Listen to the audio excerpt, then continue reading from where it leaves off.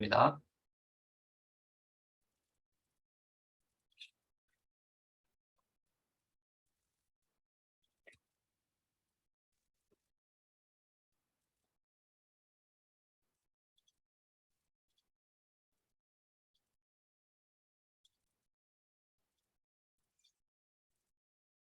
네, 화면 잘 보이시나요?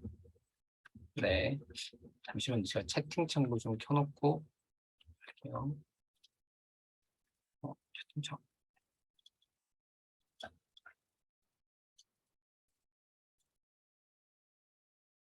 네.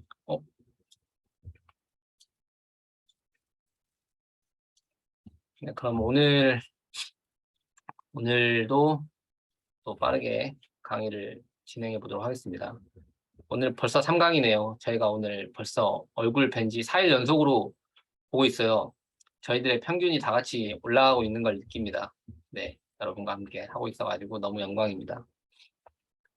오늘의 강의 순서는 기존까지는 블로그 운영하는 것에 대해서 7가지에 대해서 알아보았고, 오늘은 실제적으로 이제 글을 쓸 때 어떤 플로우로 글을 쓰는가에 대해서 좀 집중적으로 알아보려고 해요.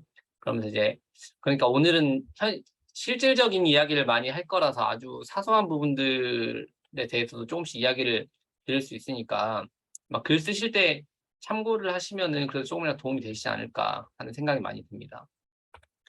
네. 일단 글쓰기 플로우는 물론 그 사람마다 성향이 다 다르기 때문에 자기만의 방법을 찾아가는 게 가장 좋겠죠. 근데 일단은 저도 단기간에 굉장히 많은 글을 써온 사람으로서 이 플로우가 가장 좀 합리적이고 좋은 것 같다는 생각이 들어가지고 이야기 드린 부분이니까 이걸 절대적으로 맹신하실 필요는 없고 본인에게 맞는 플로우를 찾아가셔야 됩니다. 일단 제가 어떻게 하는지를 한번 쭉 이야기를 드려볼게요. 일단은 저 같은 경우에는 이건 다 아마 모든 기본이죠, 기본. 먼저 글감을 찾습니다. 어떤 소재로 글을 쓸 것인지를 찾아야 되겠죠.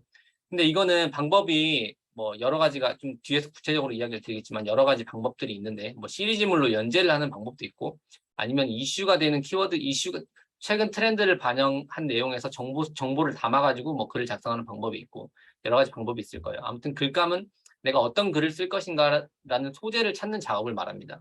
기본적으로 저 같은 경우는 글감을 찾을 때에는 그 글을 작성하기 직전에는 찾지 않아요. 그러니까 결정하지 않아요. 그 전에 거의 이미 결정을 한 상태로 글을 쓰기 위해서 접근을 한다고 보시는 게 맞을 것 같아요. 그다음에 두 번째로는 글감을 결정을 했으면 이제 키워드를 분석을 합니다. 내가 쓰고자 하는 그 글감이 키워드가 어떤 키워드로 썼을 때 내가 노출을 시킬 수 있을 것인가를 분석을 하는 거죠. 이 분석을 하지 않으면 어제도 이야기 드렸다시피 상위 노출이 안 되면 이 글은 내 C랭크를 높여주는 역할은 하겠지만 실제적으로 방문자 수를 많이 증가시킬 수 없기 때문에 블로그 운영하는데 재미가 안 생길 수 있습니다. 그렇기 때문에 이 키워드 분석을 진행을 하고 그 다음에 결정을 합니다. 어떤 키워드, 내가 이 키워드로 노출을 시켜야겠다라고 결정을 하고 글을 쓰기 시작해요. 그래서 이제 이 키워드가 결정이 되면 이제 제목을 짓습니다. 키워드를 결정하고 제목을 지을 때 연결되는 거는 내가 메인으로 선택한 키워드가 그 제목의 가장 앞쪽에 오는 게 가장 좋아요. 앞쪽에. 그래서 제목 앞쪽에 그 해당 키워드를 넣고 그 다음에 뒤쪽에 좀 서브 키워드 몇 개를 넣어가지고 좀 조합해서 제목을 좀 매력적이면서도 정보를 많이 담고 있는 듯한 그런 내용으로 작성을 합니다. 다음에 이제 작성을 들어가죠. 제목을 결정하게 되면.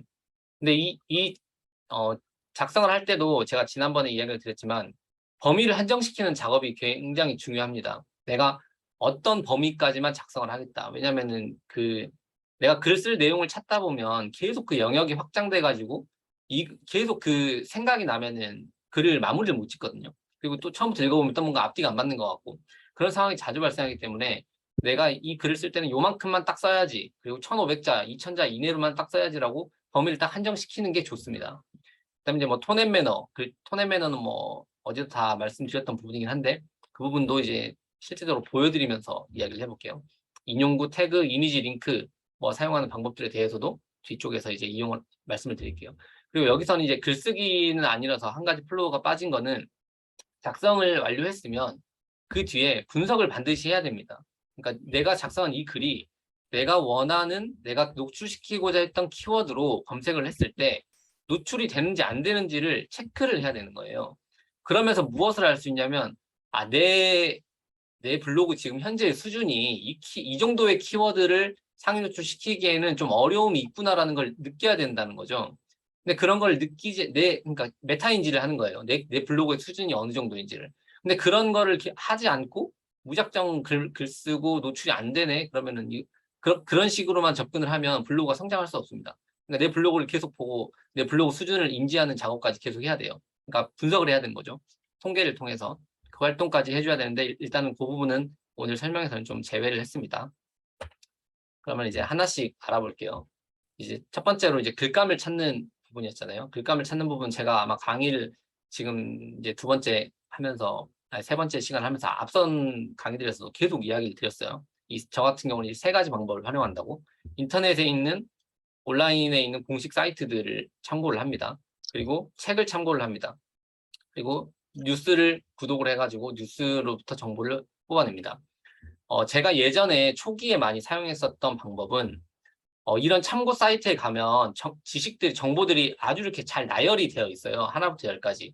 그러면 거기서 이제 뽑아내는 거죠. 예를 들면은 뭐 국민연금과 관련된 글을 쓴다. 그럼 국민연금 홈페이지에 들어가 보면 국민연금과 관련된 정보들이 굉장히 자세하게 잘 나와 있습니다. 근데 그것들을 그러니까 내가 공부한다는 생각으로 약간 시리즈물로 연재를 하는 거예요. 오늘은 국민연금에 뭐에서 대해서 쓰고 그다음에 내일은 국민연금에 이거, 내일은 이거 이렇게 하나씩 카테고리를 나눠가지고 그냥 거기 있는 거를 제가 거기서 잘 만들어 놓은 순서를 그대로 가지고 오되 내가 소화를 해서 뱉어내는 거죠. 조금 더 내 생각 좀 더 넣고 아니면 최근에 있는 이슈들을 좀 더 포함시켜가지고 그렇게 작성을 하는 겁니다. 이제 근데 이렇게 하는 경우에는 한계점이 있어요. 왜냐하면 모든 사람들이 아주 쉽게 접근할 수 있는 정보이기 때문에 이미지를 캡처하거나 하는 과정 속에서 굉장히 중복이 될 우려가 많아요. 내가 이거를 잘 소화를 시켜내지 못하면 이 문장이나 문단들도 중복되는 경우들이 많이 생기겠죠.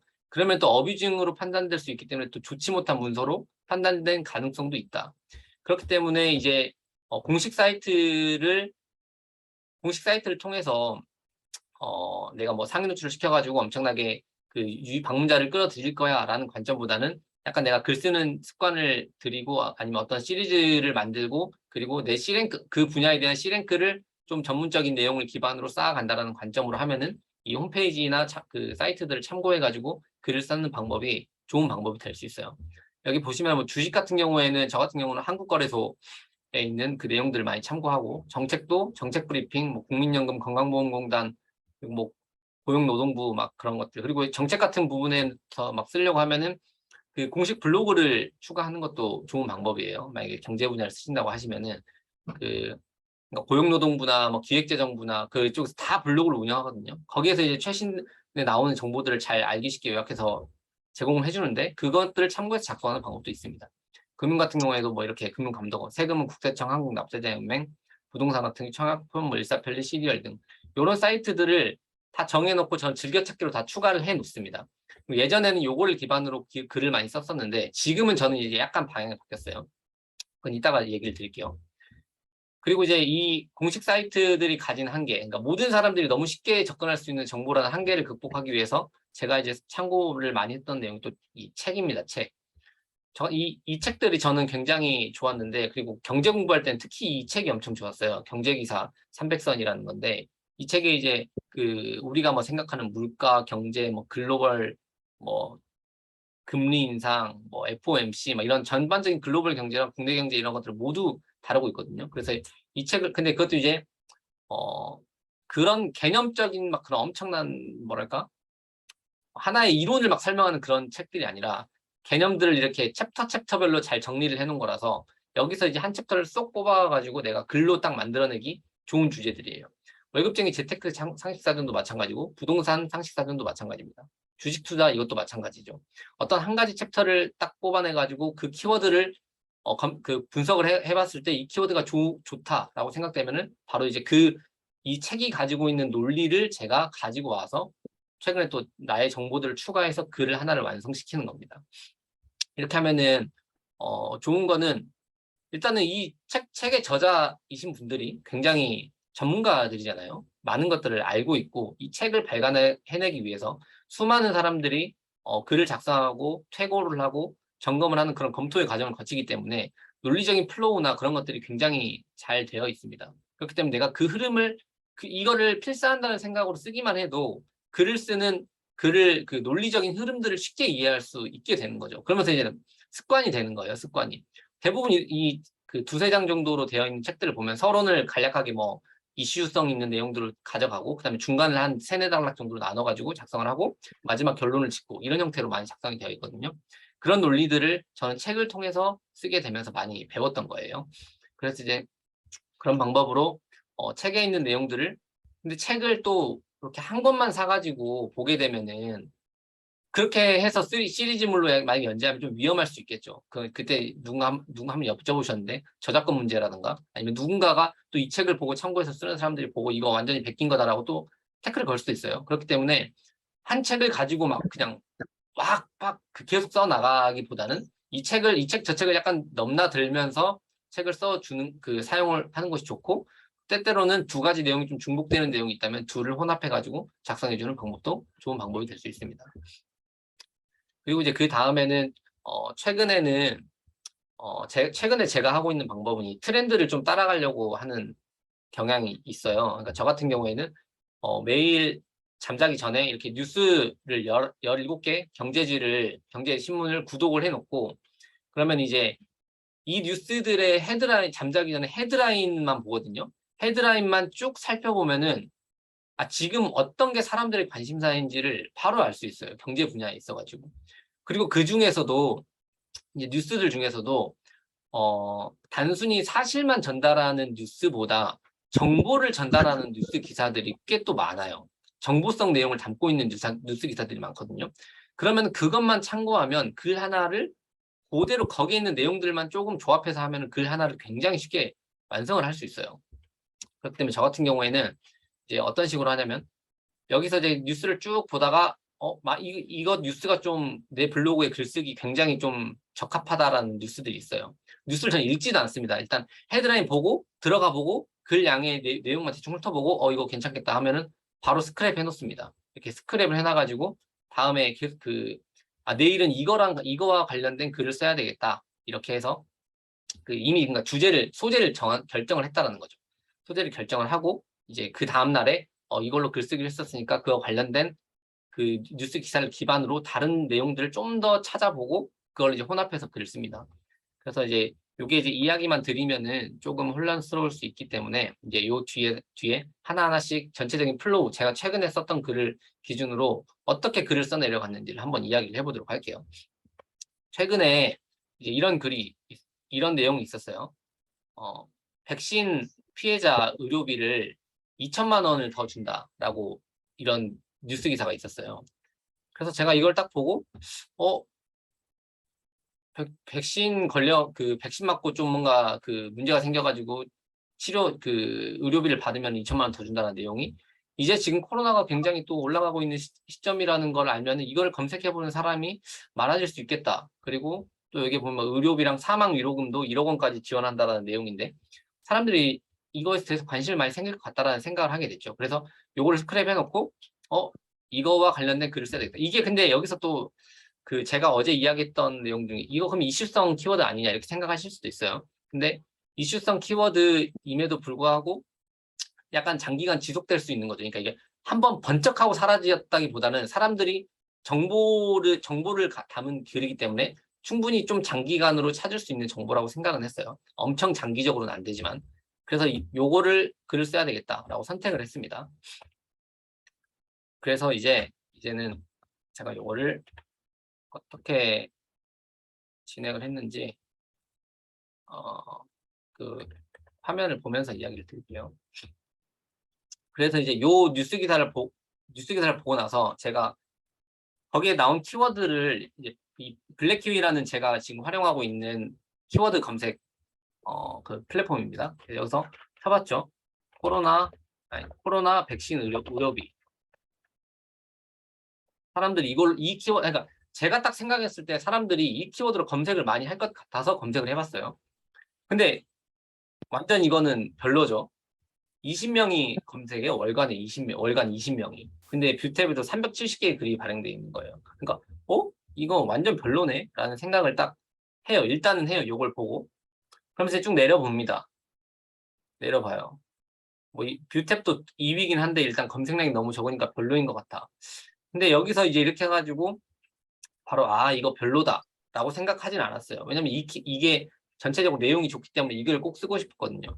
그래서 이제 제가 그러면은 뉴스 기사에 키워드가 어떤 키워드들이 있는지를 찾아보죠. 그럼 이런 게 있어요. 사망 위로금. 사망 위로금? 이게 사람들이 좀 더 검색할 수도 있겠다라는 생각이 또 들어서 코로나 사망 위로금이라고도 쳐봤어요. 이렇게 쳐보는 겁니다. 한 번씩. 그러면 이건 아까 그 키워드보다는 훨씬 좋죠. 580명이 검색하고 320개의 글이 발행됐어요. 그러니까 검색량이 좀 늘어났어요. 이 키워드 좋긴 한데 내 블로그가 그래도 이것보다는 훨씬 더 좋은 키워드들에 노출시킬 수 있는데 이 키워드를 하는 거는 손해다라는 생각이 또 들죠. 그러면 이제 또 내려봅니다. 좀 내려보면은 근데 코로나 사망 위로금과 비슷한 단어인데 사람들이 사망 지원금으로 훨씬 더 많이 검색하네? 라는 걸 알 수 있어요. 7,100명이 검색하잖아요. 그럼 이걸 또 클릭을 해봅니다. 이렇게 또 찾아가다 보면 이 키워드 코로나 사망지원금은 한 달에 7,100명이 검색하는데 한 달에 830명밖에 글을 안 쓰네?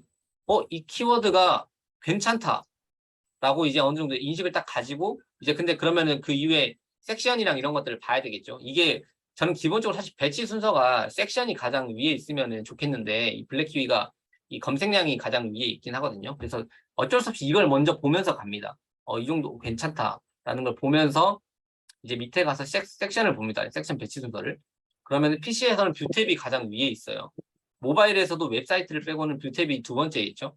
그러면은 이 키워드가 괜찮은 키워드네. 이 키워드로 쓰면 되겠다라고 결론을 내리는 겁니다. 근데 그리고 나서 이제 또 지속성도 봐야 되겠죠. 지속성을 보면 이게 11월부터 이제 지원을 해주기 시작했으니까 이때부터 한 달에 막 3천, 1천, 2천까지 가다가 코로나가 한참 유행을 하던 시기에 2만 6천까지 올라갔었어요. 그리고 최근에 다시 떨어진 거죠. 근데 다시 코로나가 증가하고 있으니까 앞으로는 더 검색량이 많아질 거다라고 이제 생각을 해볼 수 있는 거죠. 그러니까 이 키워드를 저는 이 키워드가 좋다라고 결론을 내릴 수 있었던 거예요. 그러면 오케이, 코로나 사망 지원금이라는 키워드가 괜찮은 키워드구나 라고 이제 머릿속에 인식을 해놓은 상태에서 근데 키워드 이게 그러니까 이제 제가 노출시키고자 하는 메인 키워드를 결정을 한 거죠. 이 키워드로. 여기서 사실 한 가지 좀 더 고려해 볼 사항이 있긴 한데 그게 뭐냐면 이미 발행되어 있는 글의 경쟁 강도예요. 이미 상위 노출을 시키고 있는 사람들이 얼마나 센 사람들인가를 또 봐야 돼요. 지금 보면은 센 사람이 많죠. 329위, 막 47위, 6위 이런 사람들이 있어요. 여기 27,000, 11,000 이런 사람들이 있죠. 지금 이제 제가 노출을 시켜드렸기 때문에 6번째 제 글이 있는 건데 이렇게 위에 이 사람들이 있어서 3위권 이내로는 진입이 어려울 수도 있겠다라고 생각은 하고 있어야 돼요. 생각은 하고. 근데 이제 이 사람의 글은 2021년에 쓴 글이란 말이에요. 그러니까 내가 글을 쓰면 사실 저는 최신성 부분에서 내가 더 좋으니까 내가 상노출 시킬 수 있을 거다라고 생각했는데 이 사람이 6위여서 그런지 굉장히 안 됐어요. 아무튼 실패는 했는데 결론적으로 아무튼 이런 플로우를 보고 그래도 한번 비벼볼 만하다라는 결론을 내리고 이 키워드를 선택을 했습니다. 근데 키워드 한 가지로 쓰기에는 좀 곤란해요. 아까워요. 글 하나 쓰는데 키워드 하나만 잡는 거를. 그래서 요거를 메인 키워드로 하겠다라고 생각을 하고 그 다음에 그럼 서브 키워드는 뭘로 하지? 라고 생각을 했는데 여기에도 또 그럼 이 연관 키워드가 또 나옵니다. 이걸로 봤을 때 비슷한 키워드가. 그러면 장래지원금이라는 키워드가 또 있어요. 이렇게 유사한 키워드들을 알려줍니다. 그럼 코로나 장래지원금? 이건 뭐지? 들어가 봅니다. 키워드를 이렇게 잡는 거구나. 그럼 이 키워드도 괜찮네라고 알 수 있어요. 왜냐면은 2,890명이 한 달에 검색하는데 뷰탭에 130명밖에 글을 발행 안 하는 거예요. 그러니까 경쟁 강도? 좋아. 경쟁 강도가 매우 좋네. 라고 또 내려가 보면 여기도 뷰탭이 여기가 가장 위이고 여기도 2위야. 이거 이 키워드도 좋다. 그리고 이것도 봤을 때도 막 18,000등이 지금 상위 랭크되어 있으니까 이거 내가 쓰면 무조건 올라갈 수 있어. 이런 생각을 해볼 수 있겠죠. 그리고 여기도 보면은 그 코로나 사망지원금이랑 비슷하죠. 트렌드가 올라갔다가 떨어졌다가 아마 이제 다시 올라갈 것 같다는 생각이 들어요. 근데 저는 이 키워드를 서브 키워드로 선택을 하진 않았어요. 왜냐면은 서브 키워드가 기존에 내가 작성을 하고자 하는 글에서 장래지원금은 제가 읽었던 뉴스 기사에는 그 내용이 없었거든요. 그럼 또 그 내용을 또 찾아야 돼요. 그러면은 또 범위가 확장되는 거라서 또 정보들을 더 찾아야 되니까 시간이 또 소요가 되는 거예요. 그러니까 이 키워드는 좋긴 한데 별로 쓰고 싶진 않다라는 생각이 들어서 이 키워드는 포함을 시키진 않았어요. 그 대신에 이제 원래 그 뉴스 기사에 이제 핵심 키워드가 사실 백신에 대한 의료비 지원 내용이었거든요. 근데 이건 검색량이 엄청 적기는 하지만 사실 내가 작성할 본문 내용에 이것과 관련된 내용들이 많이 들어가고 사망지원금이 약간 곁가지 형태로 들어가기 때문에 백신 의료비 지원이라는 키워드는 들어가야겠다라고 이제 결론을 스스로 내렸고요. 그렇게 이 과정을 통해서 그러면은 제가 이제 이 키워드를 분석하는 과정을 쭉 한 건데 아까 섹션 배치 순서도 봤었죠. 검색량 보고 문서수 봤었죠. 지속성도 봤죠. 단가는 보진 않았습니다. 단가까지 보면 광고 시스템 들어가서 이게 단가가 얼마 되는 걸 막 조사를 해야 되는데 이것까지 하면 정말 시간이 너무 오래 걸려요.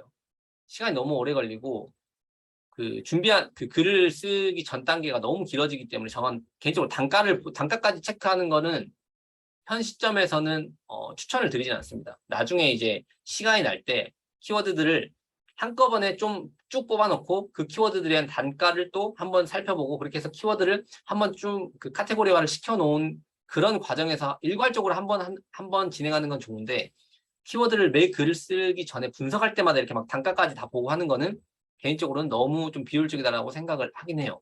근데 애드포스트 수익을 메인으로 가져가실 분들은 필요하면 이 부분까지 진행을 하셔야 되겠죠.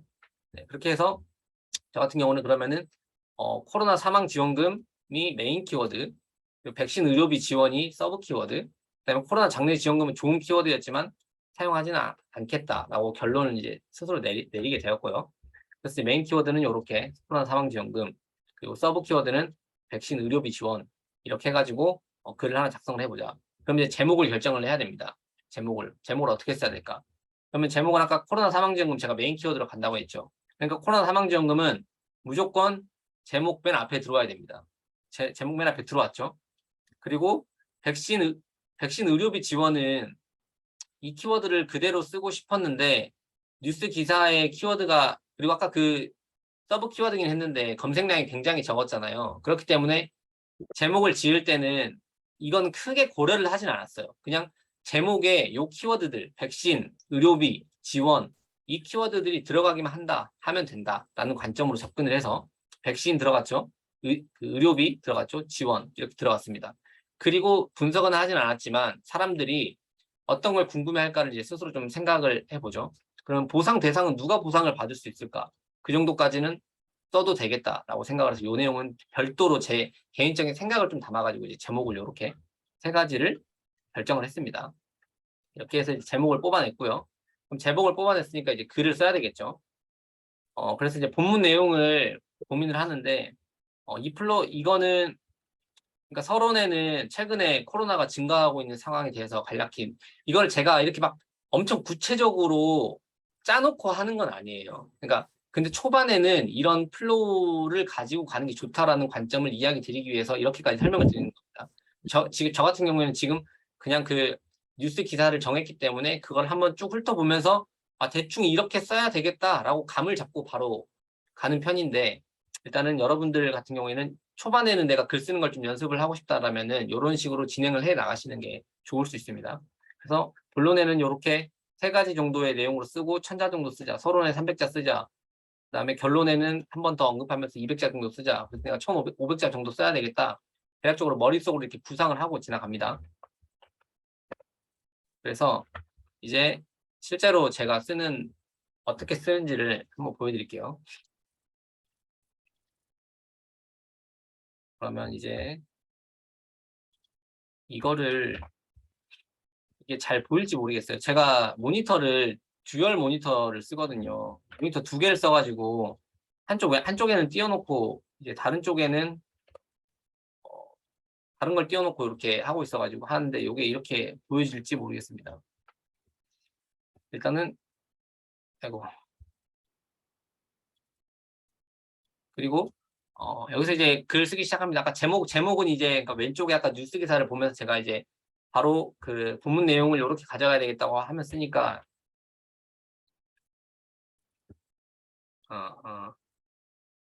네, 제목을 이제 아까 내가 그 키워드들을 사실 키워드 분석을 하면서 바로 써요. 제목을.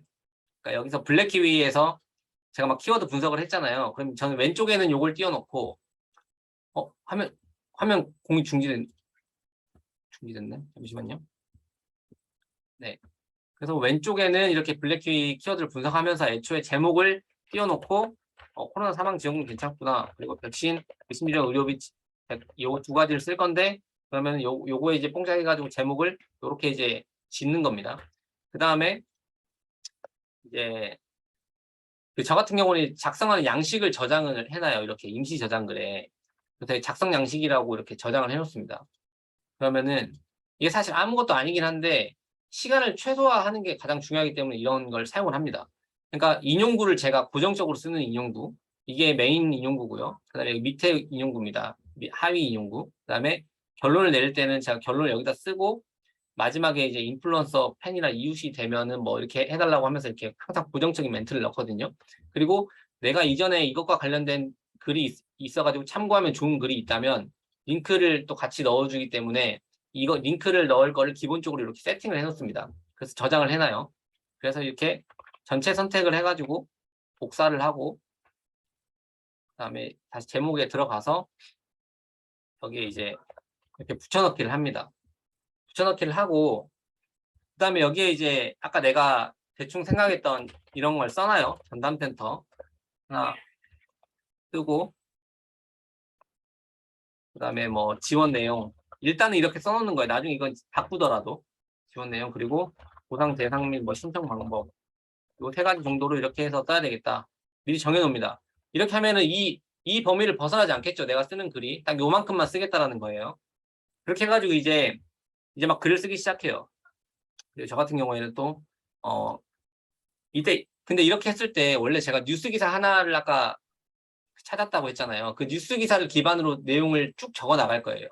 근데 그게 이제 정부에서 발표한 내용이기 때문에 저는 공식 사이트에서 발표한 내용을 신뢰하기 때문에 여기서 이제 정부에서 발표한 정책 브리핑 이런 기존에 내가 찾아놨던 홈페이지에서 정확한 정보를 찾기 위해서 노력합니다. 코로나 사망 위로금 검색을 하면 정부에서 공식적으로 발표한 내용들이 이렇게 있거든요. 요걸 들어와서 이제 이 내용도 같이 참고해서 기사 두 개를 놓고 이렇게 번갈아 가면서 거기서 내용들을 뽑아가지고 내가 이 본문을 구성해 나가는 겁니다. 그래서 이제 한번 대략적으로만 이제 글 쓰는 걸 해볼게요. 최근에 코로나19가 뭐 재창궐 하고 있다. 이렇게 하면서 그러면 여기에 사진이 들어가면 어떤 사진이 들어가면 좋을까를 또 생각을 합니다.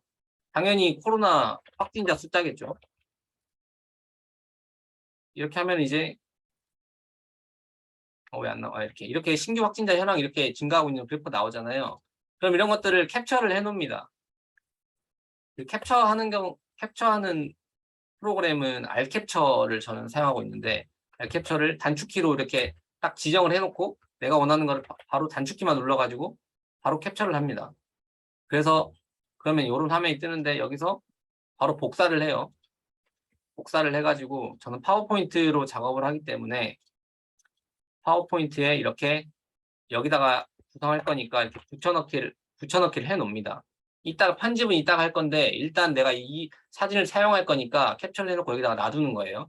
그래서 파워포인트를 또 내려놓고 좀 복잡할 수 있고 제 이 워크플로우가 좀 어려울 수도 있는데 한번 그냥 들으신다는 생각으로 한번 들어보세요.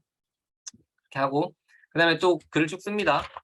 쓰고 그다음에 여기 그 뉴스 기사를 기반으로 쭉 써 내려가요. 전담센터 운영하는 내용에 대해서 이제 쓰는 거죠. 전담센터를 뭐 운영한다고 한다. 지원 내용은 사망 위로금은 얼마고 뭐는 얼마다. 뭐 이렇게 막 씁니다. 이것도 거의 그러니까 저는 이 본문 내용을 쓰는 시간이 굉장히 적어요. 왜냐면은 이미 쓸 내용이 가져올 것들이 다 열려 있기 때문에 거기서 가져오기만 하면 되는 거거든요. 그 대신 중간중간에 저의 생각을 넣습니다. 예를 들면은 뭐 사망 위로금이 5천만 원에서 1억 원으로 증가됐다. 최근 뭐 경제 경제 상황이 좋지 않은데 정부의 이런 조치는 개인적으로 좀 좋은 조치인 것 같다. 이런 식으로 내 의견을 넣는 거죠. 왜냐면은 개인의 의견이 들어간 걸 네이버가 좋아합니다. 개인의 그 생각이 들어가 있는 그런 부분들을. 그렇기 때문에 이렇게 그런 분야를 중간중간에 넣어줌으로써 어뷰징도 방지하고 네이버가 좋아하는 글을 쓰는 거예요. 그런 식으로 이제 글을 쓰면 되고요. 그렇게 하면은 이제 쭉 본문까지 다 작성이 되겠죠. 근데 이제 여기서 한 가지만 얘기 드릴게요. 서론에서 글을 쓸 때 제목을 한 번 더 반복을 해줍니다. 꼭 똑같이 않아도 키워드가 꼭 들어가게 해주는 거예요. 어떻게 하냐면은 최근에 코로나19가 뭐 재창궐하고 있다 이런 식으로 쓰고 그 다음에 그래서 오늘은 그리고 최근에 정부가 뭐 이런 내용을 발표했다. 그래서 오늘은 코로나 사망 지원금 및 백신 의심 질환 의료비 지원 강화 내용에 대해서 살펴보겠다. 이런 식으로 쓰는 거예요. 서론에 내가 이 내용을 한번 오늘 얘기하려고 합니다. 이렇게 하는 이유는 키워드를 자연스럽게 녹이기 위해서예요. 키워드를 그러니까 어제도 이야기 드렸지만 뭐 4번에서 5번 이상 쓰는 게 지금 가장 경험적으로 좋다고들 이야기하니까 그러면 서론에 한번 키워드를 일단 녹였어요. 그렇죠? 그 다음에 이제 본론에는 어쩔 수 없이 본문에 들어간 내용들이기 때문에 본문에는 자연스럽게 그 내용이 들어가게 됩니다.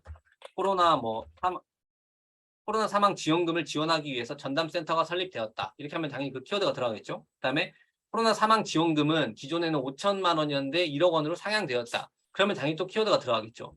그다음에 여기 또 코로나 사망 지원금을 보상받을 수 있는 대상은 누구이고 신청할 수 있는 방법은 이렇다라고 하면서 또 한 번 키워드가 들어갈 거란 말이에요. 그리고 또 결론에는 그러면서 또 한 번 더 반복을 해주는 겁니다. 오늘은 코로나 사망 지원금 및 백신 뭐뭐에 대해서 알아보았다. 그래서 여기다가 또 내 생각을 적는 거죠. 정부에서 뭐 이런 식으로 조치를 하는 부분들이 굉장히 좋은 것으로 보이고 필요한 사람들이 이런 것을 통해서 많은 도움을 받았으면 좋겠다라고 생각을 한다. 많은 분들한테 뭐 도움이 됐으면 좋겠다. 이런 식으로 결론을 마무리 짓는 겁니다. 그렇게 하면은 이제 글이 하나가 완성이 됩니다. 그렇기 때문에 저는 이 과정이 굉장히 짧아요. 전반적으로. 그렇기 때문에 한 40분 정도, 30분에서 40분 정도면 글 하나가 딱 완성이 됩니다. 그러면은 이제 이런 식으로 작성이 되어 있겠죠. 이런 식으로. 그러면 제목에 소제목에 이렇게 내용이 들어가고 소제목 내용, 소제목 내용, 소제목 내용, 소제목 내용. 이 구조를 좋아하는 알고리즘이 뭐라고 했는지 기억나세요? 기억나시는 분 있으세요? 구조화된 글을 좋아하는 알고리즘이 있었는데 모범생 누구십니까? 모범생. 향님 모범생. 네, 지식 스니펫입니다. 지식 스니펫이 이러한 그 구조화되어 있는 글을 좋아한다라고 이야기를 드렸었죠. 그래서 그런 부분에서도 가점을 얻기 위해서 이런 형태로 글을 쓰는 겁니다. 이게 사실 워드프레스나 그 워드프레스가 이런 형태로 또 운영을 하는 게 있거든요. 그래서 어떤 글을 보다 보면은 우측에 이렇게 타이틀들이 들어가 있는 글들이 있어요. 제목을 클릭하면 그 내용으로 바로 이동하게끔 하는 그런 기능들이 있는데 네이버에서도 약간 그런 것들을 모방을 해가지고 이런 구조화된 글을 쓰는 사람을 좀 더 전문적인 사람으로 보는 그런 관점이 있는 것 같더라고요. 그래서 이렇게 구조화된 글을 쓰는 게 좋다라고 이야기를 드릴 수 있고요. 그 다음에 이제 글을 전체적으로 완성을 했으면 그 다음에 해야 되는 일은 가독성을 높여주는 겁니다. 가독성. 그러니까 가독성을 높여주는 게 어떤 효과가 있냐면 사람들이 내 글을 처음부터 끝까지 읽게 하는 효과가 있는 거예요. 가독성이 없고 막 글이 난잡하면 읽기가 싫어져요. 그러니까 좀 차분하게 딱 이렇게 글을 읽기 시작해야 되는데 막 휘황찬란 막 왔다 갔다 하면 정신이 없어가지고 이것도 사람마다 좀 성향이 또 다를 수도 있어요. 그리고 주제마다도 좀 달라요. 왜냐면 저 같은 경우는 경제 관련된 내용을 다루기 때문에 사람들이 좀 차분하게 이렇게 글을 읽어 나가는 거거든요. 근데 예를 들면 여행 이야기를 막 하는데 막 엄청 막 뭐 거룩한 막 말투로 막 이렇게 막 쓰면 또 사람들이 또 잘 안 읽잖아요. 그렇기 때문에 이건 주제에 영향을 받기 때문에 그런 부분들은 물론 그 모방 블로그를 통해 가지고 그 블로거들이 어떤 형태로 글을 쓰고 있는지를 참고해서 결정을 하셔야 되는 부분입니다. 그러니까 이게 표본은 아니라는 거예요. 단 제가 쓸 때는 이렇게 쓴다라는 거 이해를 해주세요. 그래서 이렇게 하면서 이제 저 같은 경우는 어떻게 하냐면 글자를 굵게 하는 정도, 그리고 글자 색깔을 바꾸는 정도만 간단하게 합니다. 그러면서 퇴고를 하는 거예요. 오타가 있진 않은지 쭉 눈으로 보면서 이렇게 합니다. 이렇게 쭉 보면서 코로나가 재창 9월 7월 19일 신규 확진자 무려 뭐 이렇게 넘으면서 엄청난 속도로 증가세. 뭐 더블링 현상 3대 지속. 뭐 피해 보상센터를 운영하고 뭐 질환에 대한 의료비 지원과 한도 상향을 발표. 이런 식으로 글자를 굵게 해주는 그 활동을 합니다. 그러니까 그 PC 단축키로 컨트롤 B를 누르면 굵게 되죠. 그래서 대상이 누구인지 보상을 받은 대상이 누구인지 살펴보도록 하자. 이런 식으로 하면서 이제 쭉 읽으면서 이제 글자를 굵게 해주는 이런 상황을 하면서 병행을 하는 게 저 같은 경우에는 이미지 편집을 이때 같이 합니다. 왜냐면은 여기에 이 이미지가 들어가야 되겠구나라고 생각을 하니까. 그러면은 이제 또 그러니까 저 같은 경우 듀얼 모니터니까 이게 지금 오른쪽 화면입니다. 오른쪽 화면. 이건 듀얼 모니터의 제 왼쪽 화면이라고 보시면 돼요. 기본적으로 저는 디지털 노마드가 만약에 되고 싶어 하시고 그렇게 하신다면 모니터를 2개 쓰시는 걸 추천드려요. 하나는 너무 작아가지고 좀 어렵더라고요. 노트북이면 좀 제한되긴 하겠죠. 그래서 이렇게 해서 왼쪽에 이렇게 잠깐 파워포인트를 띄워놓고 아까 여기 코로나 여기 더블링 현상 그거를 한다고 했으니까 여기에 3주째 더블링 이렇게 해가지고 이 사진을 이렇게 여기에다가 넣어야지 생각하고 이렇게 이미지를 하나 만듭니다. 그리고 이제 쭉 또 읽어가면서 굵게 하고 보상 업무 외에도 뭐 이렇게 한다. 그다음에 여기 이렇게 보면 생각이 들어가 있죠. 보상 관련 문의를 좀 더 원활하게 진행할 수 있을 것으로 보인다. 그동안 많이 답답했었는데 올바른 조치로 보인다. 뭐 이런 식으로 내 생각이 들어가 있죠. 얼마나 받을 수 있을까라고 하면서 이제 여기서는 보상되는 돈에 대한 내용을 적어주는 건데 저 같은 경우는 이게 기본적으로는 이미지를 캡처해가지고 사용하는 거를 많이 하려고 해요. 왜냐면은 그렇게 해야 글 쓰는 시간을 줄일 수 있으니까.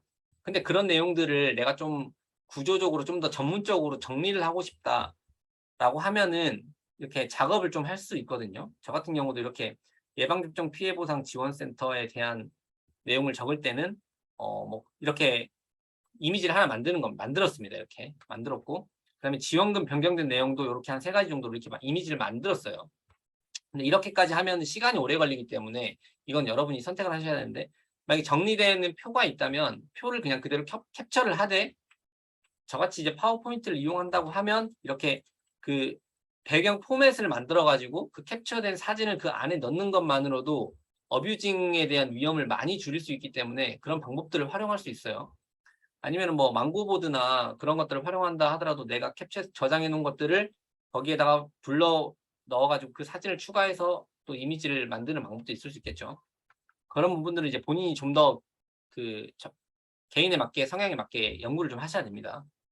그래서 이렇게 해서 그러면 사진 6개를 만들었어요. 그러면은 이제 이런 것들을 저 같은 경우는 이제 옛날에는 파워포인트에서 컨트롤 C에서 블로그로 바로 옮길 수 있었는데 지금은 그게 안 되거든요. 그래서 저장을 이렇게 다 합니다. 하나씩 사진을 하나씩 저장을 하고요. 저장을 하고 그다음에 여기서 이제 화면에서 사진을 불러와야 되겠죠. 엄청 좀 정말 구체적으로 하나씩 설명을 드리다 보니까 이렇게까지 하는 점은 좀 이해를 해주세요. 이미 아시는 분들도 많겠지만 해보는 거예요.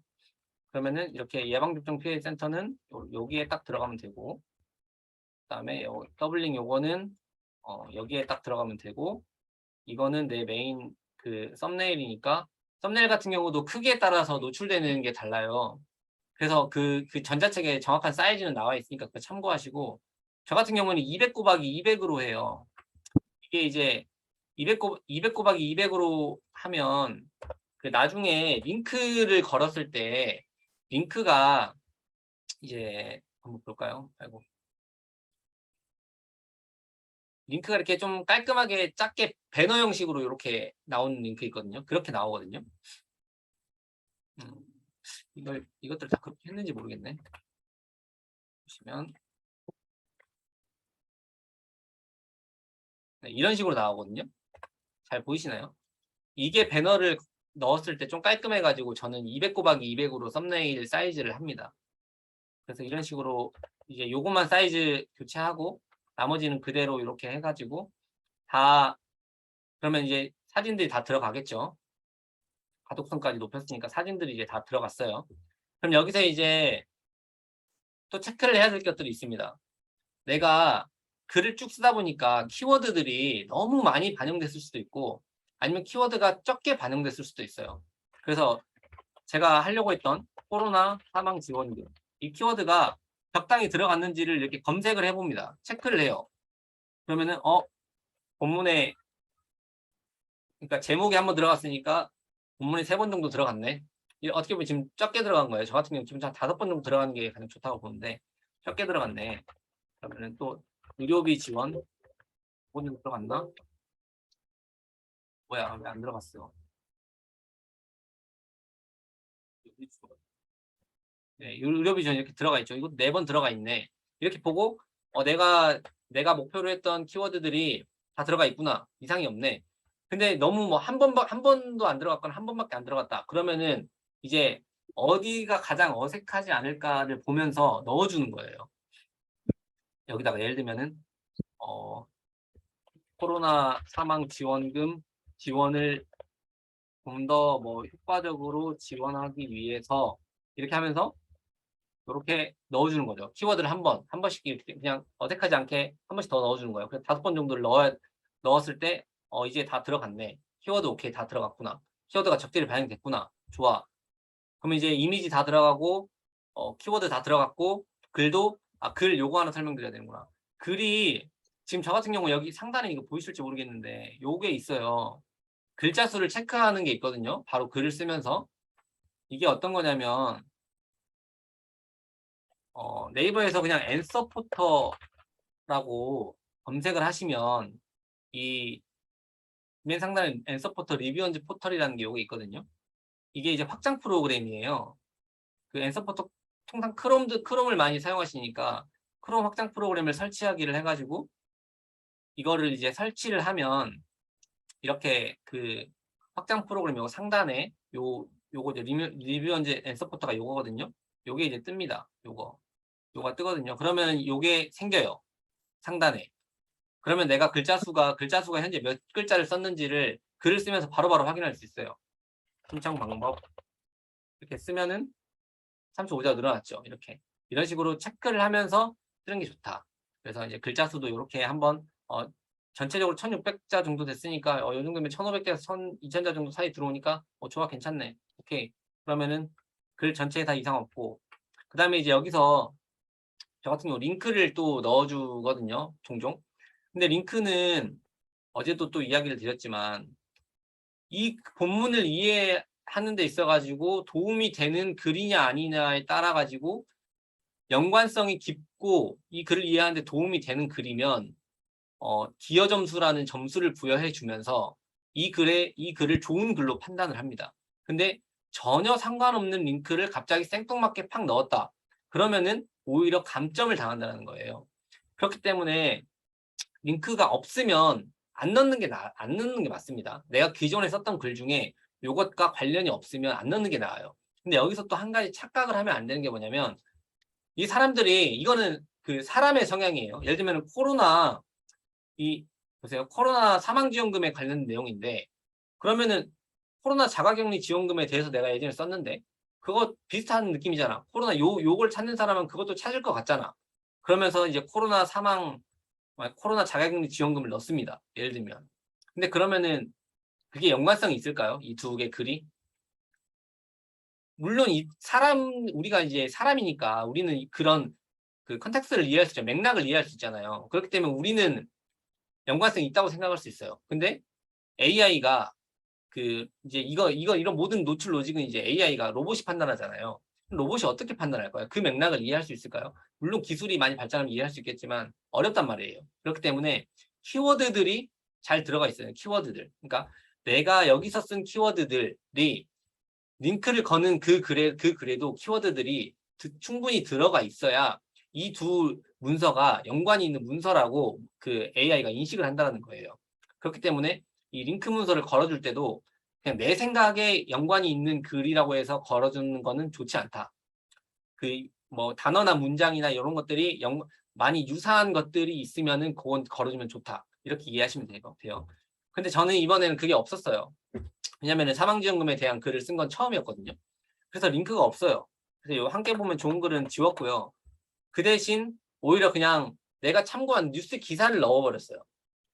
내가 참고한 뉴스 기사. 나 이거 두 개 보고 쓴 거거든요. 근데 이거 넣어주는 거예요, 그냥. 관련 기사. 내가 이거 보고 썼다. 그러면 요거에 대한 링크가 이제 다른 이 링크로 타고 들어가면은 내가 썼던 내용들이 거의 대부분 많이 들어가 있잖아요.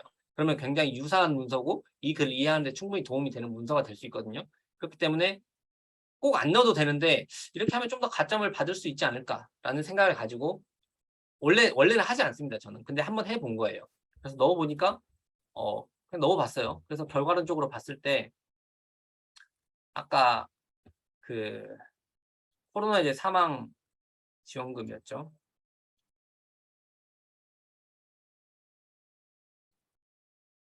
코로나 사망 지원금으로 했을 때 그 이후에 이제 뷰탭에서 이게 제 글이 지금 6위로 노출이 되고 있는 거거든요. 그러면은 이제 6위로 노출되고 있어요. 그러니까 꼭 완전히 상위 노출이 된 건 아니지만 일단은 상위 노출이 됐어요. 이거는 저 같은 이것도 블로그마다 그 순위가 업로드되는 속도가 좀 다르거든요.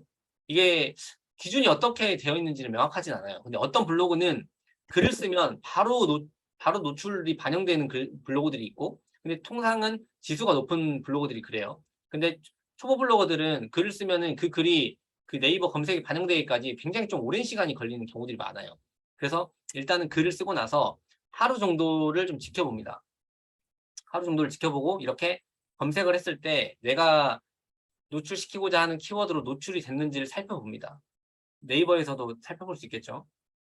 그래서 코로나 사망 지원 이렇게 검색을 했을 때 여기 내 글이 노출이 안 되네. 그러니까 메인 화면에는 노출이 안 되고 있는 거예요. 안 됐네. 보는 거죠. 그래서 근데 한 단계만 더 올라가면은 메인 화면인데 이게 안 되고 있구나. 그러면은 수정을 한 번 정도는 해볼 수 있어요. 왜냐면은 뭐 키워드를 좀 더 반영을 한다든지 아니면 본문 내용을 일부 수정을 해가지고 한 번 정도는 수정하는 거를 저는 추천합니다. 왜냐면 열심히 썼으니까 하나 수정하면은 올라갈 수도 있거든요. 어차피 근데 왜냐면은 여기서 수정을 안 하면 그냥 죽은 글이에요. 죽은 글이 돼요. 어차피 상위 노출이 안 되니까 유입이 거의 안 잡히는 거거든요. 근데 수정을 한 번 함으로써 상위에 올릴 수 있는 가능성이 있다면 수정을 한 번 정도 해보는 걸 추천해요. 그런데 집착은 안 해요. 그러니까 한 번 수정을 했는데 그래도 상위 노출이 안 된다. 그럼 막 또 그 이후로도 계속 수정해가지고 어떻게든 막 상위 노출을 시키려고 그 노력을 하는 시간에 차라리 글 하나를 쓰는 게 훨씬 더 효과적입니다. 그렇기 때문에 저는 딱 수정을 한 번 정도만 합니다. 만약에 상위 노출이 안 된다면. 그리고 이제 이 글을 분석을 하는 건 네이버에 검색을 해보는 방법도 있고 여기 이 글 자체에 보면 이제 통계로 들어가 보면 알 수 있거든요. 통계로 들어가 보면 이 사람들이 어떻게 들어왔는지를 알 수 있어요. 근데 여기 보면 아까 보면은 그게 PC 화면에서는 이게 코로나 사망증으로 검색해서 들어온 사람들이 있었고 통합 검색 모바일로 검색했을 때도 코로나 사망지원금으로 했을 때 들어온 사람이 있다는 거거든요. 그러니까 이런 경우는 이 1페이지에 노출이 되진 않았지만 사람들이 자기가 원하는 정보가 없어서 이 다음 페이지까지 넘어가는 사람들이 있다라는 거죠. 그리고 이제 거기서 제 글이 있으니까 이 글을 들어오게 된 거예요. 그러니까 그런 형태로도 될 수 있고 그 다음에 꼭 내가 원하지 않았던 키워드들 여기도 보면은 코로나 확진자 사망 보상 나는 이 키워드를 노출을 하려고 했던 건 아닌데 이렇게 이상한 키워드로 검색한 사람들이 또 내 그 키워드들의 조합이 잘 맞아 들어가 가지고 또 들어오는 경우들도 생깁니다. 그리고 그리고 코로나 백신 사망 지원금 이것도 제가 그 원했던 키워드는 아닌데 이런 걸로 들어온다는 거죠. 그러니까 그 제목에는 꼭 내가 그 마지막에 제가 보상 대상이라는 그 키워드를 넣었던 이유가 이렇게 의도치 않게 사람들이 일반적으로 검색하지 않는 키워드로도 검색하는 사람들이 굉장히 생각보다 많아요. 그런 사람들을 조금이라도 끌어오기 위해서 제목에 그 검색하지 않은 키워드들도 한두 개 정도 반영을 해주면 효과를 볼 수 있다라고 생각을 하시면 돼요. 네, 그래서 그렇게 하시면 되고 그래서 아까 이제 그 본문 내용을 제가 이렇게 이 정도로 이제 적었죠. 300자, 뭐 1000자, 200자 정도 이렇게 적었어요. 근데 이런 부분은 제가 이제 경제 분야로 해서 예를 들면 정보성 위주의 포스팅을 거의 저는 이제 뭐 후기성이 아니고 정보성이기 때문에 후기가 들어가면 더 좋지만 아무튼 정보성이기 때문에 요렇게 요런 플로우로 흘러가는데 꼭 이게 경제 분야에만 해당되는 것은 아니라고 생각을 해요. 왜냐면 여행지를 가도 이런 플로우로 쓰는 게 저는 좋다라고 생각을 합니다. 왜냐면 여행지 저 이번에 어디 여행을 갔다 왔는데요. 오늘은 여행지의 요 내용에 대해서 한번 이야기를 해보려고 해요. 그래서 처음에는 뭐 주차장은 뭐 이랬고요. 여행지에서 볼 만한 곳은 이거였고요. 그다음에 뭐를 봤었어요. 그래서 마지막에 제가 오늘은 이 여행지에 대해서 가본 내용에 대해서 이야기를 해보았습니다. 뭐 다녀오신 분들께 많이 도움이 되었으면 좋겠어요. 이렇게 적는 게 굉장히 좋은 게 평균 사용 시간을 그러니까 요런 플로우로 쓰는 게 그 평균 사용 시간을 정말 좋게 만들거든요. 저 같은 경우에 평균 사용 시간이 4분 후반에서 5분 정도 초반대가 돼요. 그러니까 사람들이 들어오면 제 글을 거의 끝까지 읽는다는 거예요. 일단 들어오기만 하면 처음 내 글을 읽기 시작하면 끝날 때까지 다 읽게 한다는 거죠. 근데 그게 이제 다이아로직의 핵심이거든요. 그래서 체류 시간이 좋다라고 이야기하는 게 사람들이 내 글을 어떻게 소비하는지를 다이아로직이 판단을 하는 건데 댓글, 좋아요를 눌러주는데 진짜 중요한 거는 내 글을 진짜로 끝까지 처음부터 끝까지 읽었느냐. 그거를 그리고 판단할 수 있는 게 평균 사용 시간과 체류 시간이라는 거예요. 근데 그거를 늘리기 위해서 가독성도 또 굉장히 중요한 거예요. 그러니까 막 휘갈려가지고 쓰면 사람들이 읽다가 지쳐가지고 포기한다는 거죠. 저도 그런 게 딱 한번 글을 읽기 위해서 들어갔다가 스크롤을 처음부터 끝까지 쭉 내려봅니다. 그래서 이걸 너무 막 복잡산만해 읽기 싫어 그러면은 안 읽어버려요. 그냥 나가버린단 말이에요. 근데 처음부터 한번 이렇게 쭉 내려봤을 때 깔끔하게 정리가 잘 돼 있네. 읽기 좋게 되어 있네. 그러면 다시 올라가서 처음부터 글을 읽기 시작해요. 네. 그렇기 때문에 이 가독성 측면도 절대 무시를 하면 안 된다라는 관점이고 네이버 특허에도 명시되어 있습니다. 글자를 굵게 하거나 밑줄을 긋거나 색깔을 다르게 하거나 글자를 크게 하거나 그런 뭐냐 가독성을 좋게 해주는 그런 요소들을 첨부하게 되면 문서의 품질 자체를 좋게 결정한다라고 이렇게 나와 있어요. 그렇기 때문에 그런 활동 당연히 그런 이론적인 부분도 보완을 해서 우리가 그 생각을 할 수 있다는 거죠. 네. 지금 집중력이 떨어지는 시간이 훨씬 많이 지났는데 잠시만. 네. 이거 그러면은 5분 동안 좀 쉬고 그 다음에 이제 어 제가 이거는 쭉 이야기를 동영상을 얘기 안 드렸구나. 일단 여기까지만 한번 이야기를 드리고 동영상을 넣으려고 생각하시는 분들은 또 동영상 그 RC 동영상 제가 어제 말씀드렸는데 실제로 어떻게 아주 짧고 간단하게 만들 수 있는지 그 방법에 대해서 간략하게 이야기를 드리도록 할게요. 지금 56분인데 이번 집중하는 시간이 길었으니까 그래도 5분만 쉬죠. 또 10분 쉬면 너무 기니까. 그러면 57분 됐으니까 10시 2분에 다시 이후 시간 진행할게요. 네.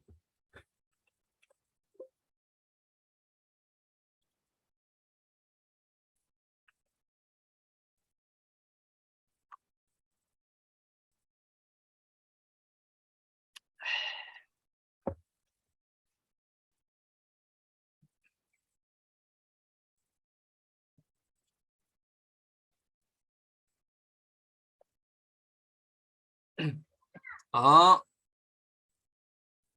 이제 씨한테 갈 건데.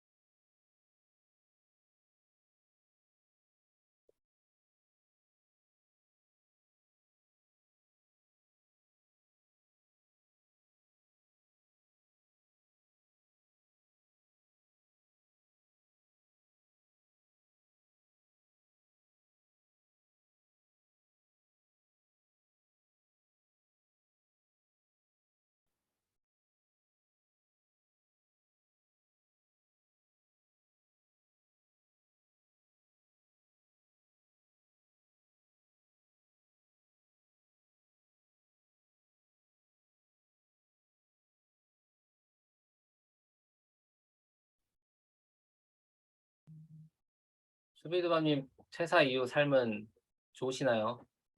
아, 지금 말씀 못 하신다고 그랬구나.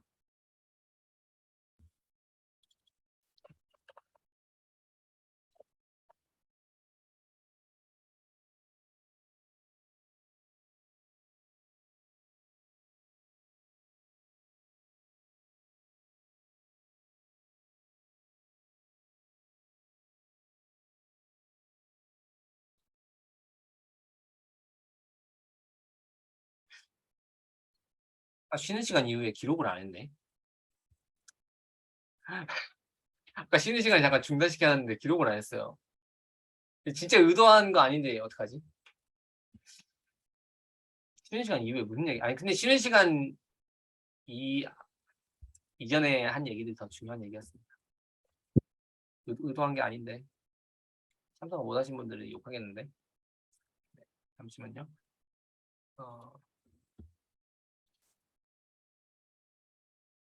네, 이거 향후 일정을 잠깐 한번 클리어를 하고 갈게요.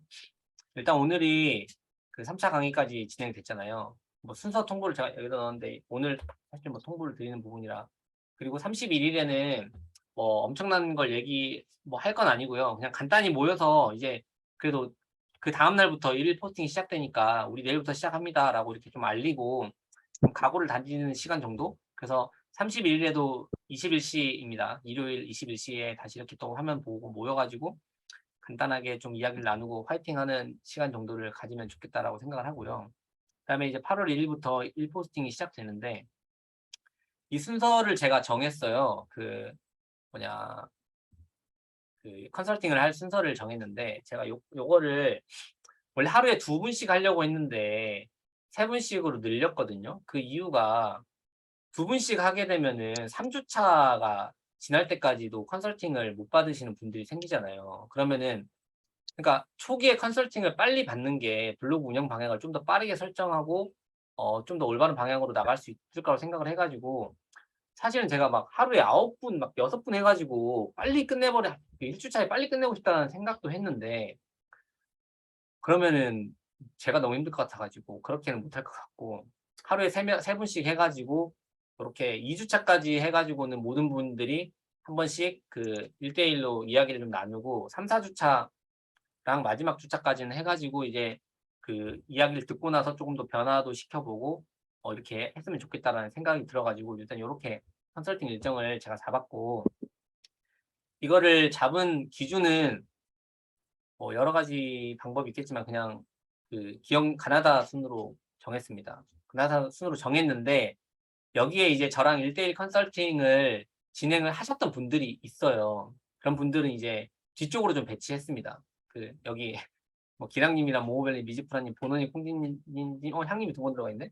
네, 이분들은 기존에 저랑 한 번씩 좀 이야기를 많이 나눠주고 있고 기존의 채팅방에도 같이 들어와 있으셔가지고 또 이야기를 많이 나누셨던 분들이어가지고 좀 뒤로 배치를 했으니까 이분들은 좀 양해를 해주시기 바라고 나머지 분들은 제가 그 가나다 순으로 좀 배치를 했으니까 그 부분도 이해를 좀 해주셨으면 좋겠습니다. 그렇다고 해서 그 글을 쓰다가 궁금한 점이 있으면 채팅방에 언제든지 물어보셔도 돼요. 예를 들면 그러니까 하라고 해도 아마 다 하시진 않을 건데 예를 들면 채팅방에 오늘 글을 썼으면은 이러면 또 다 하시는 거 아니야? 막 오늘 제가 쓴 글 좀 분석해 주세요. 막 이렇게 얘기할 수는 있는데 다 하면은 너무 힘드니까 뭐 이렇게 할 수 있겠죠. 왜냐면 이제 본인이 초기에 시작을 하는데 너무 감이 안 잡히는데 1대1 컨설팅 날짜만 기다리고 있을 수는 없잖아요. 그러면 이 부분은 제가 그 첫 번째 아이스 브레이킹 할 때 이야기 드렸듯이 적극적으로 하셔도 된다는 거예요. 왜냐면 저는 항상 이제 시간이 좀 자유로운 편이니까 언제든지 답변을 드릴 수는 있거든요. 근데 이제 너무 많으면 물론 저도 제 시간을 사용해야 되기 때문에 어려운 점이 있겠지만 뭐 한두 문 정도 더는 뭐 이렇게 그 채팅을 통해서도 뭐 조언을 해줄 수 있고 글도 봐드리고 이야기를 드릴 수 있는 부분이니까 정말 궁금하거나 아니면 내가 방향을 전혀 못 잡겠다 그러면은 빨리 이야기를 해주셔도 되고 이 일정은 제가 일단 또 그리고 임의로 정한 거기 때문에 일정이 안 되시는 분들이 있을 수 있잖아요. 그런 분들은 채팅방을 통해서 자체적으로 그 조정을 하세요. 그러니까 자체적으로 조정을 하려고 하면 좀 어려운가요? 근데 제가 또 중간에 껴가지고 하면 더 어렵지 않을까 싶어. 그러니까 이번에 저 이 날짜 안 되는데 뭐 바꿔주시는 거 가능하신 분 있나요? 이렇게 물어봐가지고 서로 상호간에 바꾸는 게 가장 빠를 것 같거든요. 제가 뭐 중간에 조율하는 거 어려울 것 같고. 그래서 채팅방에서 그렇게 좀 적극적으로 소통을 하면서 일정을 조절하시면 될 것 같고. 시간대는 개별적으로 이제 정할 거예요. 왜냐면 21시에 물론 고정으로 할 수도 있는데 시간대가 21시부터 시작하면은 제가 한 개인당 20분 정도씩 생각을 하고 있거든요. 20분 정도씩 하면 3분을 한다고 하면 1시간 좀 시간이 길어지면 뭐 1시간 반, 2시간이 되는데 21시부터 시작하면 너무 뒤에 기다리시는 분이 너무 길어지니까 아마 중간에 이제 점심시간이라든가 이렇게 가용하신 시간이 있으신 분들이 있을 거란 말이죠. 그래서 예를 들면은 8월 2일에는 꿈꾸는 기버님이랑 돈일기님이랑 또님 진행할 건데 이분들한테는 뭐 연락을 통해 가지고 가용하신 시간대를 저랑 이제 좀 그 사전에 이야기를 통해 가지고 맞춰서 그 시간대에 정해진 시간대에 이제 딱딱딱 진행을 하는 걸로 할 거예요. 그러니까 20일 야간 시간이 될 수도 있고 주간 시간이 될 수도 있겠죠. 네, 그렇게 좀 조율을 하는 활동으로 진행을 할 테니까 그렇게 이해를 해주시면 될 것 같고요. 그래서 요 순서는 안 되시는 분들은 그 채팅방 통해서 반드시 조정을 해주셨으면 좋겠습니다. 그리고 제가 그 컨설팅 할 때는 일단 요렇게 이건 좀 제가 좀 무리하는 거긴 한데 요렇게 한번 해보려고 해요. 이번에 이렇게 한 분씩 다 제가 먼저 분석을 할 겁니다. 이분들이 여러분의 블로그를 보고 지금 제가 봤을 때 기본적으로 약간 뭐 지금 잘하고 있는지 못하고 있는지 기본적으로 좀 보고 그 다음에 이제 이야기를 나누면서 궁금한 점에 대해서 좀 이야기를 드리고 제가 조언을 좀 드리고 그렇게 하다 보면 아마 또 저는 20분을 생각을 하고 있는데 아마 30분이 넘을 수도 있을 것 같고 시간이 더 길어질 수도 있는데 아무튼 이렇게 좀 해가지고 좀 조언을 드리면서 이렇게 1대1로 하면서 좀 그 블로그 운영 방향을 결정하는 방향으로 진행을 했으면 합니다.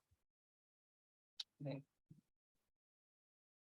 그리고 이렇게 진행을 할 생각입니다. 일단은 그래서 제가 지난번에도 어제 체크리스트도 드렸는데 일요일까지는 한번 미리 꼭 그 체크리스트를 보면서 내가 지금 블로그 1일 포스팅을 30일 동안 할 준비가 되어 있는지를 체크를 한번 꼭 해보시고요. 그 다음에 당장 다음 주 월요일부터도 일정이 좀 빠듯하신 분들이 있으실 거예요. 그러면은 주말에 좀 시간 투자하셔가지고 미리 글 3, 4개 정도 써놓는 게 완주를 할 수 있는 좋은 방법 중에 하나입니다. 그러니까 계속 앞서 나가는 거예요. 3, 4일 정도를 앞서 나가는 게 사실 제일 좋거든요. 그러니까 오늘 내가 쓰고 있는 글은 오늘 쓰는 글이 3일, 4일 정도의 후에 발행될 글이면 좋다라는 거예요. 무슨 말인가? 하루 이틀 정도를 앞서가는 것이 내가 시간을 좀 더 여유 있게 30일 동안 완주할 수 있는 방법입니다. 그래서 그 방법들을 그러니까 예를 들면 오늘 12시까지 글 하나를 발행해야 되는데 지금 책상에 앉아가지고 글을 쓰면은 좋은 글을 쓸 수 있겠습니까? 절대 못 씁니다. 그러니까 오늘 쓰는 글이 내일이면은 좀 짧은 거고 이틀 뒤나 3일 뒤에 쓸 글들을 발행될 글들을 지금 미리 써놓는 게 훨씬 좋아요. 그러니까 주말부터 좀 준비를 해두시는 게 밀리지 않고 그 30일을 완주하실 수 있는 아마 좋은 방법이 될 겁니다. 그래서 예약 발행을 적극적으로 활용하시는 것을 추천을 드립니다. 네, 손블리님 그렇게 하려고 하고 계시네요. 스페어로 2개 써놨다고 하시네요, 이미. 네, 그러니까 스페어로 안 써놓으시면 말씀드렸죠. 지난번에 얘기했지만 진짜 탈락합니다. 3번 못 쓰시면 탈락하니까. 네. 탈락하시는 분들이 없으시도록 그렇게 미리 좀 써 놓으셨으면 좋겠습니다. 네. 이렇게까지 해서 오늘 준비한 내용을 쭉 이야기를 드렸는데요. 또 한 가지 또 요거는 그 팁인데 자조적인 글들 있잖아요. 종종. 그러니까 항상 막 내가 어떤 분야에 대해서만 글을 쭉 쓰면 검색 유인만 시키는 건데 이제 한 번씩 내 이야기를 쓰면은 사람들이 또 좋아합니다. 그러니까 내가 이웃들이랑도 관계를 맺고 있잖아요. 근데 내가 어떤 자조적인 글을 써요. 내 생각을 담은 나는 이런 생각을 하고 있는 사람이에요라는 글을 한 번씩 써주면 또 사람들이 관심을 갖고 봅니다. 평소에는 클릭도 안 하던 글을 이 사람이 이런 걸 썼는데 얘는 뭔 생각을 가지고 있는 사람이지? 한번 들어가 봅니다. 그래가지고 얘는 이런 생각을 가지고 있구나. 그러면 그게 이제 뇌에 딱 바뀌거든요. 그럼 다음에도 그 사람이 또 그런 글을 쓰면 좀 기다리게 되는 그런 부분들이 없지 않아요. 그래서 한 번씩 좀 약간 글 쓰는 게 지칠 때는 그냥 자기 생각을 한 번씩 정리해가지고 쓰는 게 네, 좋을 수 있어요. 수비두밤님이 말씀하신 그 채팅창에 얘기하셨는데 오늘 퇴사 후 3개월 뭐 정도 해서 뭐 해서 느낀 점에 대해서 이렇게 썼단 말이에요. 그러니까 사람들이 궁금하거든요. 3개월 하면은 뭐 저도 들어가서 읽어봤고. 근데 알고 보니까 카카오톡 채널 홍보하고 계시더라고요. 아무튼 뭐 그래가지고 뭐 재밌게 읽었는데 그런 글들을 쓰면은 또 사람들이 좋아라 합니다. 그러니까 맨날 또 그런 그냥 정보성 글만 올리는 것보다는 한 번씩 그렇게 나도 사람입니다라고 보여주는 것도 하나의 또 마케팅 방법이 될 수 있으니까 힘들고 지칠 때는 그런 글이라도 써서 일일 리포스팅을 놓치지 않으셨으면 좋겠습니다. 네. 그래서 이제 오늘까지 제가 준비한 내용은 여기까지고요. 그래서 오늘 다들 금요일 밤인데 늦게까지 이 시간까지 또 참여를 해주셔가지고 굉장히 감사하게 생각하고 내일은 아무것도 없잖아요. 내일은 일정이 없는 날이니까 내일은 또 푹 쉬시고 일요일 날은 또 좀 준비를 하실 부분들 준비를 하시고 월요일부터 뭐 일요일 날 21시에 한번 보면서 또 화이팅을 한번 하고 다음 주 월요일부터는 이 무더운 여름을 불태울 일일 포스팅을 시작하도록 하겠습니다. 그러면 오늘은 이걸로 마치고요. 박수 치면서 마치고 다들 편안한 불금 되시기를 바라겠습니다. 이상으로 마칠게요. 네, 편안한 밤 되세요.